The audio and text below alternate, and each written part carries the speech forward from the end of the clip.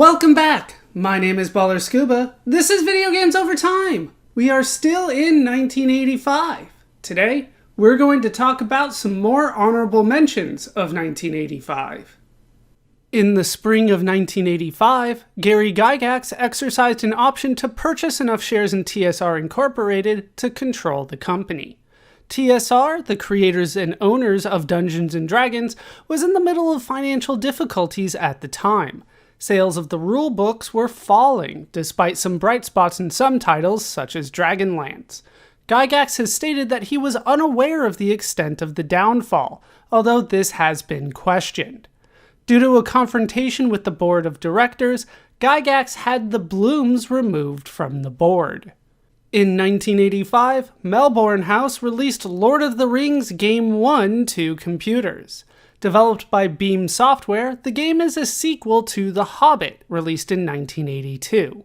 This interactive fiction game has the player play through the first part of J.R.R. Tolkien's Lord of the Rings. This was not nearly as successful as the Hobbit video game, although Beam Software has reported that the game was successful. On April 17, 1985, Taito ported Space Invaders to the Famicom. This first game for the Famicom released by Taito would not nearly be as successful as the original game, which was released 7 years earlier. In 1985, Muse Software filed for bankruptcy.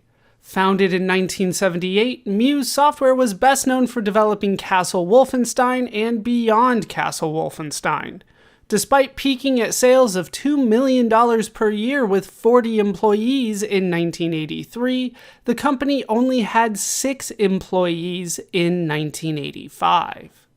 On April 22, 1985, Yi Ar Kung Fu was ported by Konami to the Famicom, the first game Konami released for the system. Yi Ar Kung Fu was also ported to computers by Konami in 1985. These ports would have several changes made to them. The protagonist's name would be changed from Oolong to Lee, a reference to Bruce Lee, and the number of opponents in the game would be reduced to just 5. In 1985, Gargoyle Games released Marsport to British computers. Designed by Greg Follis and Roy Carter, Marsport is an adventure game. The player plays as Commander John Marsh, who must explore the Martian city of Marsport to find plans to strengthen Earth's defenses and stop the invading insectoid Sept. The game was reviewed well by critics when it was released. In May 1985, Nintendo released Arm Wrestling to North American arcades. A spin-off of the Punch-Out games, Arm Wrestling was designed by Genyo Takeda, with art by Shigeru Miyamoto, and music by Koji Kondo. In the game, the player must use a combination of a joystick and a button to time the movements to force their opponent's arm to the table within 1 minute. The game has 5 opponents for the player, including an arm wrestler named Mask X, who is actually Bald Bull in a mask. In May 1985, Mr. Do was ported to American computers. These versions of the game, released 3 years after the original arcade title, proved to not be very successful. On May 25, 1985, Namco released Baraduke to arcades. Designed by Yukio Takahashi, Baraduke is a shooter. The player plays a spacewoman in a biohazard suit, with the first player playing Kissy and the second player playing Taki. The player's goal is to destroy all the enemies using the protagonist's wave guns through 8 different worlds. In 1985, Beyond Software released Shadowfire for British computers. Designed by Denton Designs, Shadowfire is a role-playing adventure game. The player plays as 6 different characters and must use their skills to rescue an ambassador from a spaceship, capture the enemy general, and either capture or destroy the starship itself. The game was reviewed well by critics at the time. On June 4th, 1985, Namco ported Dig Dug to the Famicom. Released 3 years after the original arcade game, the Famicom version would not be particularly successful. In 1985, Microprose released Kennedy Approach to American computers. Designed by Andy Hollis, Kennedy Approach is an air traffic control simulation game. The player plays as an air traffic controller that must give instructions to aircraft so that the planes can take off and land properly. The game features 5 different airspaces, 3 types of aircraft, and 4 airlines. In June 1985, Epyx released Summer Games 2 to North American computers. Designed by Chuck Somerville, Kevin Norman, Larry Clegg, John Lupp, Michael Kosaka, and Scott Nelson, with music from Randy Glover and Larry Clegg, Summer Games 2 is a sports game and sequel to Summer Games. This game features 8 events: triple jump, high jump, rowing, javelin throw, equestrian, fencing, kayaking, and cycling. The game would prove to be successful for Epyx. In 1985, Taito and Toei Company released Time Gal to Japanese arcades. Time Gal was designed by Hidehiro Fujiwara, Hiroaki Sato, and Toshiyuki Nishimura, and programmed by Takashi Kuriyama, with art by Tetsuo Imazawa and Hiroshi Wagatsuma, and music by Yoshio Imamura. It is an interactive film where the player must travel through time to stop a thief from changing history. Throughout the second quarter of 1985, Atari began a limited release of the Atari 520 ST. The Atari 520 ST was designed by a team led by Shiraz Shivji, who had helped create the Commodore 64. After Jack Tramiel purchased Atari in 1984, production on several different parts of the company was halted with a focus on creating a new computer system. That new system would become the Atari 520 ST, which was developed in just 5 months. The Atari 520 ST featured a powerful Motorola 68000 microchip, 512 kilobytes of RAM, a Yamaha YM2149 sound chip, a floppy disk drive, and a graphical operating system that used a mouse.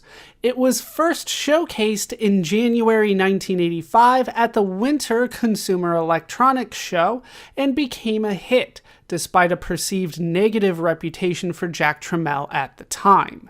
The computer would be released in full in July 1985. While Atari was still struggling financially, the Atari 512 ST would sell over 50,000 units by November 1985. In 1985, Ultimate Play the Game released Nightshade to British computers. Designed by Tim and Chris Stamper, Nightshade is an action maze game. Using an upgraded version of their Filmation engine that was used in Knight Lore and Alien 8, Nightshade allows the player to move through the maze in a scrolling isometric perspective. The player plays as a knight who must search an infested village for 4 objects that can defeat 4 demons. The game was received well by critics at the time. In June 1985, Bug Byte Software went into liquidation. Founded in May 1980, Bug Byte Software is best known for publishing Manic Miner in 1983. Despite publishing over 40 games, the company struggled financially. Later in the year, Argus Press plc, another British publishing company, purchased the rights to Bug Byte's name and logo, intending to use it as a budget software brand. In 1985, Micropower released Castle Quest to British computers. Programmed by Tony Southcott, Castle Quest is an action-adventure game. The player must explore a wizard's castle in search of treasure. Seen as a difficult game, the game was praised for its technical quality by the critics. On June 7, 1985, Warner Bros. Released The Goonies to theaters. Written by Steven Spielberg and directed by Richard Donner, The Goonies is an adventure comedy film. In the film, a group of children attempt to save their homes by finding a long-lost pirate treasure. The film would be successful and would receive relatively positive reviews. The Goonies film would be licensed to a video game produced by Datasoft. Programmed by Scott Spanberg with art by Kelly Day, The Goonies is a puzzle platform game. The player must play through 8 scenes from the film, solving puzzles with 2 of the Goonies. In 1985, Elite Systems released Roller Coaster for the ZX Spectrum. Designed by S. Brocklehurst, Roller Coaster is a platform game. The player plays an amusement park's owner, Colonel G. Bogey, who must collect all the money in the amusement park after the park is closed. The game was reviewed well by critics at the time. On June 21, 1985, Nintendo ported Kung Fu Master to the Famicom. Originally released by Irem in 1984, this Japanese port of the game would still be known as Spartan X. It was designed by Shigeru Miyamoto with sound by Koji Kondo. This version of the game would have the main character, Thomas, more closely resemble Jackie Chan. This part of the game would perhaps become the most famous, selling over 1.4 million copies in Japan. In 1985, Tim and Chris Stamper formed Rare Designs of the Future. The brothers, who still owned Ultimate Play the Game, sought to use Rare to develop games outside of the ZX Spectrum, particularly for the Famicom. There were rumors of a buyout of Ultimate Play the Game, and the brothers wanted a company that would not be subject to the buyout. Shortly after, US Gold purchased the library and rights to Ultimate Play the Game. The company at the time was best known for Jetpack, A Tick Attack, and the Saberman series, and was seen as one of the best studios in Europe. US Gold would continue to release games under the Ultimate Play the Game label for the ZX Spectrum. The Stamper brothers would still own Ultimate Play the Game, but would focus on Rare.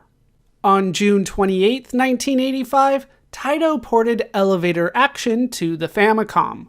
Programmed by Micronix, the port received mixed reviews from critics. It was not particularly successful. In 1985, TSR released Unearthed Arcana. Written by Gary Gygax, Unearthed Arcana is a supplement to the core rulebook for Advanced Dungeons & Dragons.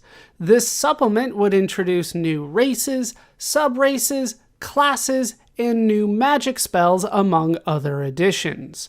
Among the highlights would be the Barbarian class, based on Conan the Barbarian, the Thief Acrobat class, and Dark Elves, or Drow, loosely based on elves mentioned in the Prose Edda. Although the book would be considered very important, it was not received well. It was found to contain a lot of errors and was seen as a collection of information already found in Dragon magazine. That will do it for some more honorable mentions of 1985 for now. My name is Baller Scuba. This has been Video Games Over Time.